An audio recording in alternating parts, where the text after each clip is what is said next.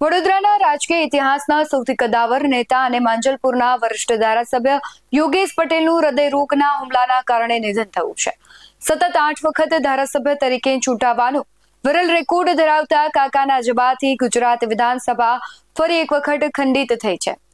રાવપુરાથી 5 વાર અને માંજલપુરથી 3 વાર જંગી મતોથી જીતનારા યોગેશ પટેલ માત્ર નેતા નહોતા, પરંતુ જનતાનો ધબકારો હતા. પૂર્વ નર્મદા વિકાસ મંત્રી રહેલા કાકા પોતાની જ સરકાર સામે વડોદરાના રસ્તા, પાણી અને ડ્રેનેજના પ્રશ્નો માટે અવાજ ઉઠાવવામાં ક્યારેય અચકાતા નહીં. તેમની રાજકીય સફર આંદોલનોની આગમાંથી શરૂ થઈ હતી. 3 જૂન 1978ના રોજ દૂધના ભાવમાં માત્ર 10 પૈસા વધતા વડોદરામાં જે મોટું આંદોલન થયું, તેમાં દૂધ કેન્દ્ર સળગાવતી વખતે યોગેશ પટેલ પોતે સખત રીતે દાઝી ગયા હતા. કોલેજ કાળમાં સ્કૂલોની લૂંટ સામે વિદ્યાર્થી હિતરક્ષક સમિતિ બનાવી એવી ફી નિયમનની લડત લડી, જેના પડઘા છેક દિલ્હી સુધી પડ્યા હતા.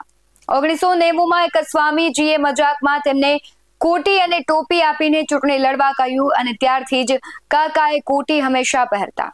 જ્યારે સંજય ગાંધીના અવસાન બાદ મેનકા ગાંધી એકલા પડ્યા, ત્યારે યોગેશ પટેલે વડોદરામાં તેમનું ભવ્ય સ્વાગત કરીને પડખે ઉભા રહ્યા. મેનકા ગાંધી તેમને પોતાના સગા ભાઈ માનતા. જ્યારે ભાજપે 2 વાર કાકાની ટિકિટ કાપવાનો પ્રયત્ન કર્યો, ત્યારે મેનકા ગાંધીએ જ મોવડી મંડળમાં રજૂઆત કરી ટિકિટ અપાવી હતી.